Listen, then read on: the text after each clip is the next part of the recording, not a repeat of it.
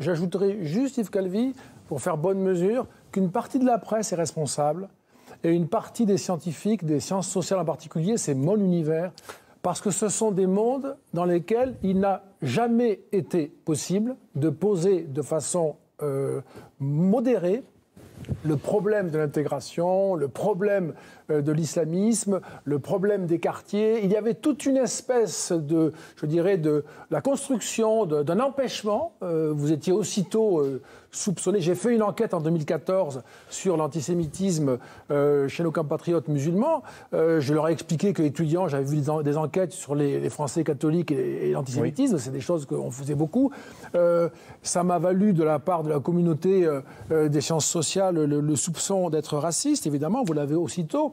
Et dans la presse aussi, c'est très difficile, très difficile. Est-ce que la radio publique, est-ce que la télévision publique accepte ce genre de débat de manière récurrente, de manière ordinaire?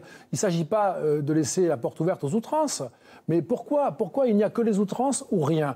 Maintenant, on peut peut-être commencer à en parler, en associant tout le monde, y compris bien sûr nos compatriotes musulmans, c'est la moindre des choses.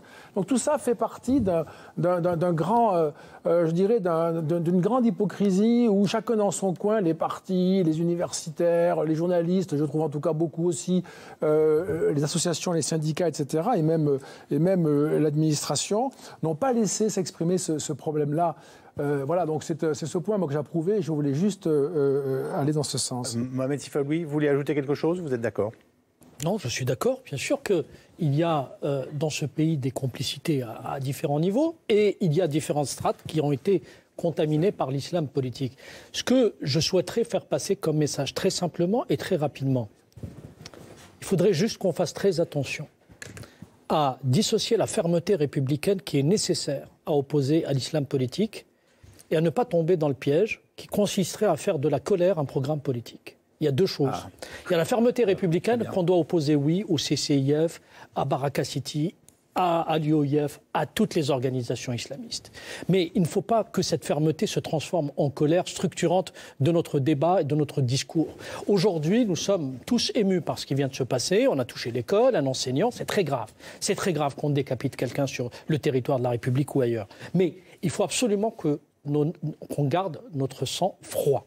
Parce que c'est en gardant notre sang froid que nous pourrons venir à bout, de manière chirurgicale, des librairies islamistes, des organisations islamistes, des associations islamistes, sans prendre le risque de jeter dans les bras de ces islamistes des gens qui peut-être ne sont pas. Aujourd'hui, il y a parfois dans les discours, et c'est ce qui me gêne un petit peu, parfois dans certains discours, une sorte de halali, de laisser aller comme ça, ou des gens qui étaient souvent silencieux d'ailleurs, qui se découvrent, voilà, ils nous font une crise de courage très ponctuelle, qu'on voit à chaque fois au lendemain d'un attentat. Pour finir, là aussi, sur le CCIF, j'invite tout un chacun à lire les statuts, c'est un ami qui m'a attiré mon attention, lire les statuts de cette organisation. Le mot islamophobie n'est pas cité une seule fois.